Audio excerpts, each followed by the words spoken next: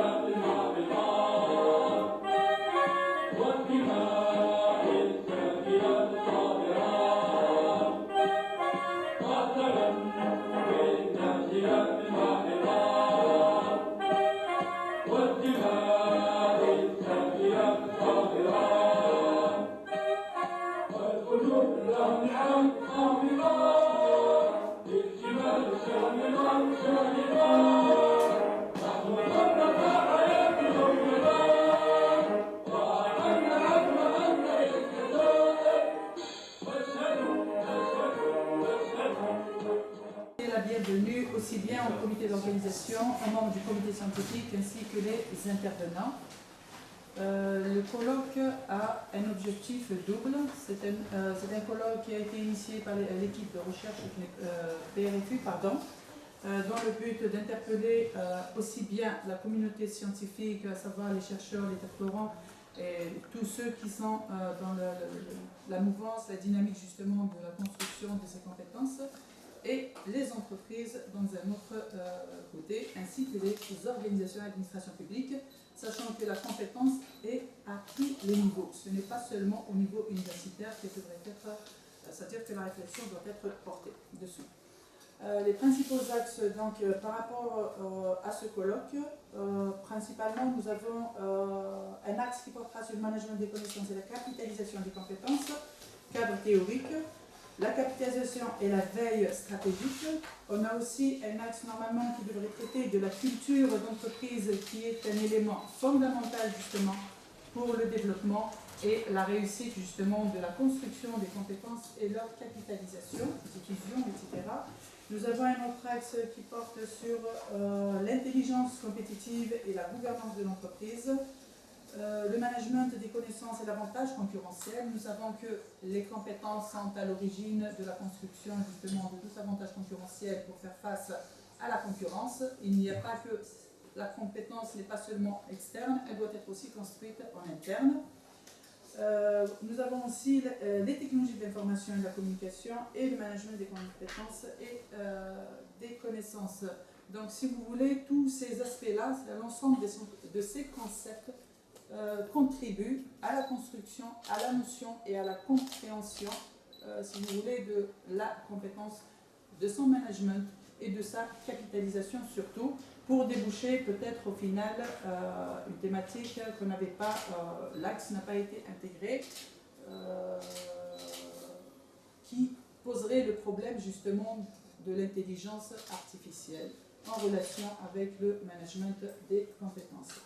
Donc, en gros, nous allons essayer de réfléchir sur les outils, les moyens à mettre en œuvre et pour finir, au final, proposer, s'il y a lieu, des recommandations et des pistes, que ce soit sur le plan recherche pour les chercheurs et sur le plan application pour les entreprises. Donc, sans trop tarder, je passerai la parole au professeur Brara, que je remercie d'avoir répondu à notre invitation.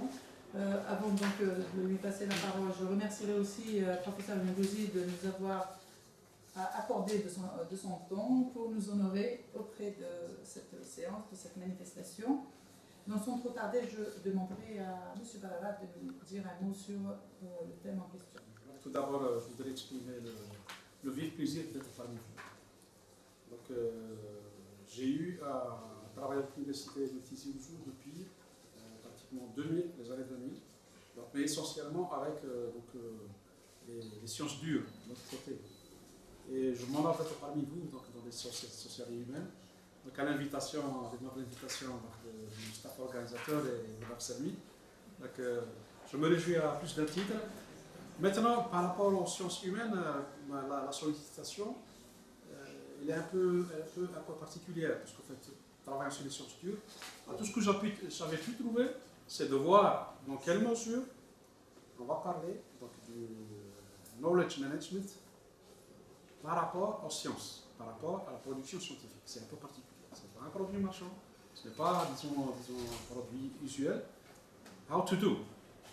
Qu'en est-il donc on a un capital scientifique, comment peut-on aller vers sa gestion? Voilà, donc, voilà madame, et encore une fois, merci pour l'invitation. J'aimerais prendre un moment pour remercier, je m'excuse d'avoir oublié, c'est une question de gestion de temps, j'aimerais remercier vivement justement les sponsors dont nous avons les représentants, j'espère, l'ASAA, l'hôpital Mahmoudi. Nous avons aussi Sélénite, qui est une entreprise de production des huiles essentielles. Nous avons l'EMTO, l'école de management Tizi Ouzou, un signe. Et nous avons un autre sponsor, je n'arrive pas à lire l'expression, qui est une entreprise, justement une école donc, qui est naissante. C'est une petite et jeune entreprise qui commence à se développer. Donc, je les remercie vivement pour leur contribution, pour la réussite de ce colloque à travers leurs différents sponsors. Donc, sans trop tarder, je passerai à M. Guidouzi. Je lui ai demandé de nous donner ses appréciations enfin, par rapport à la thématique et surtout de rendre hommage à notre regretté M. Boubaïou. Je vous remercie, M. Guidouzi. Tout d'abord, hommage à notre ami collègue Ahmed Bougarmoua, qui nous a quittés il y a à peine un mois. Ahmed Bougarmoua a rejoint en 1999 l'Institut des sciences économiques de Tizi Ouzou. Il a été affecté par le ministère de l'enseignement supérieur à Tizi Ouzou. L'Institut d'économie à l'époque était naissant puisqu'il avait à peine une année de création. Et Ahmed Bougarmoua, notre ami collègue, s'est donné à plein cœur dans la formation à l'Institut d'économie. Il s'est beaucoup engagé pour donner une image de l'Institut. Et l'image a été donnée à l'Institut d'économie Tizi Ouzou à maintes reprises au niveau national, notamment au niveau des organisations scientifiques et pédagogiques qu'organisait le ministère de l'Enseignement supérieur. Bougarmoua était un homme de conviction, un enseignant dans tous les sens de l'enseignant, pédagogue, très cultivé, il lisait beaucoup et il était strict aussi dans son activité, strict avec lui-même et strict avec son environnement. Et au fur des années, il a contribué dans la pédagogie, il a contribué sur la formation, puisqu'il était parmi les créateurs de la post-graduation en aménagement du territoire. Cette thématique a été sa propre spécialité, l'aménagement du territoire, l'économie régionale.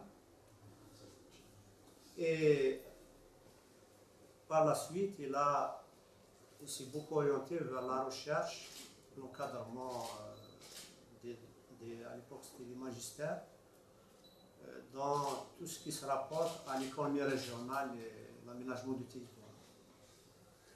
Il a contribué énormément en représentant l'Institut d'économie vis-à-vis de la wilaya Tizi Ouzou, qui a à maintes reprises sollicité notre institut pour tout ce qui touche l'économie locale, et de nombreuses rencontres ont été organisées en commun sur l'économie locale, dont M. Bougarmouh était le porte-parole. Et en 1997, il avait eu un bref passage en tant que directeur d'institut. Toujours, il a contribué à la pédagogie incessamment jusqu'à son départ à la retraite, il y a un peu plus de 2 ans. Et brutalement, nous a quittés il y a un mois de cela. Et à sa mémoire, je vous demande une minute de silence.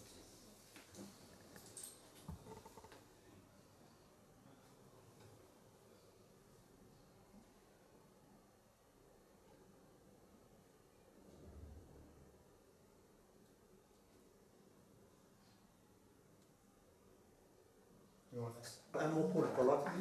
Donc, la thématique est intéressante à plus d'un titre parce qu'elle est l'interface entre l'entreprise et l'environnement. Le thème de knowledge management ou management des connaissances et la question des compétences, la capitalisation des compétences, la valorisation des compétences est fondamentale dans une économie mondiale, que ce soit à l'échelle macroéconomique, que ce soit au niveau de l'entreprise. Particulièrement au niveau macroéconomique, il y a tout l'environnement qui contribue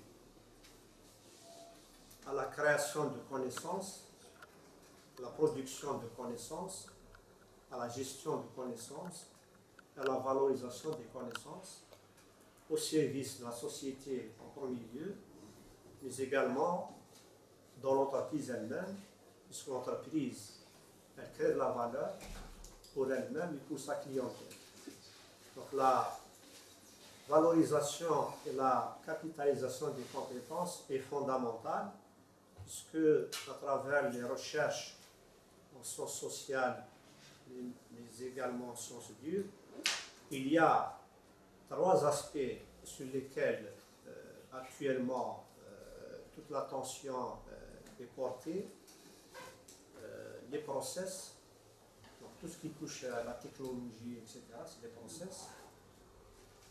Il y a l'information au centre, nous sommes à l'ère de l'information, la communication. Il y a le client, l'entreprise, le client fondamental parce que l'entreprise crée la valeur pour le client. L'entreprise, elle se positionne par rapport au client. L'entreprise développe sa compétitivité par rapport à une dimension concurrentielle, mais pour apporter le plus au client. Quand je dis client, c'est le marché en réalité. C'est le marché qui sanctionne, c'est le marché qui valorise. Il y a un marché pour les compétences, parce qu'on s'est rendu compte que le capital humain est fondamental. C'est le capital humain qui est à la source de la création de valeur. Parce que les équipements, les bâtiments, les infrastructures, on peut les acheter. Ces équipements, ces infrastructures deviennent, disons, dépassées, elles peuvent être obsolètes, etc. Mais le capital humain, il est toujours présent. Et derrière le capital humain, il y a la compétence. Quand on dit la compétence, c'est 3 dimensions. C'est tout d'abord le savoir, parce que nous sommes dans le knowledge management, c'est du savoir. C'est le savoir-faire, et c'est la valorisation des compétences et le savoir-faire, et également le savoir-être qui complète la compétence. Donc les questions sur les compétences deviennent actuellement, au niveau en Algérie ou à niveau international, un enjeu énorme, puisque maintenant c'est la course à ce qu'on appelle les talents. Donc les talents, quel que soit le domaine, les talents sont créateurs de valeur parce que c'est de la compétence, c'est de l'innovation, c'est de l'information. Et donc les compétences de façon générale doivent être à la source de la préoccupation des managers, puisque à travers la ressource humaine pour la gestion des ressources humaines, il y a un soubassement énorme qui est la construction des compétences, la valorisation des compétences, la capitalisation des compétences, et tout ce large domaine constitue ce qu'on appelle maintenant le knowledge management et donc tout ce qui va avec les préoccupations actuelles, c'est l'innovation. Donc une entreprise qui n'innove pas, une société qui n'innove pas, un pays qui n'innove pas sont menacés directement. Les big data, l'information c'est les big data maintenant, et le capital humain qui est au centre, puisque c'est le capital humain qui construit ces big data, qui permet des innovations, etc. Donc la thématique est plus intéressante aussi bien pour une équipe de recherche, le thème est intéressant. La thématique est d'actualité pour l'économie nationale, elle sera toujours d'actualité. Et la thématique, elle est importante pour les facultés des sciences économiques de gestion commerciale parce que c'est la source disons, de la plupart des programmes maintenant s'orientent sur ces questions centrales. Voilà ce que j'ai à vous dire et je souhaite bon courage aux participants à ce genre de discussion. Professeur Guldouzi, sans trop tarder, je passerai la parole au docteur Tadjine, vice-doyen de la faculté, représentant donc de l'administration pour lancer les activités ici du collège. Professeur Matmar, je suis très honorée d'être ici devant vous, représenter notre faculté en tant que vice-doyenne. Je regrette sincèrement l'absence de notre doyen qui a été pris pour des engagements imprévus. Voilà. Donc, espérons. Nous remercions la présence de tous les participants, des experts, ceux de notre faculté, ceux qui viennent de l'extérieur, particulièrement professeur Barara. Nous remercions aussi, nous sommes très honorés et remercions la présence du professeur Guldouzi, qui nous a terriblement manqué durant à partir de sa retraite. Voilà. Donc, je déclare donc les activités de ce colloque ouvertes, espérant que les débats seront enrichissants. Merci.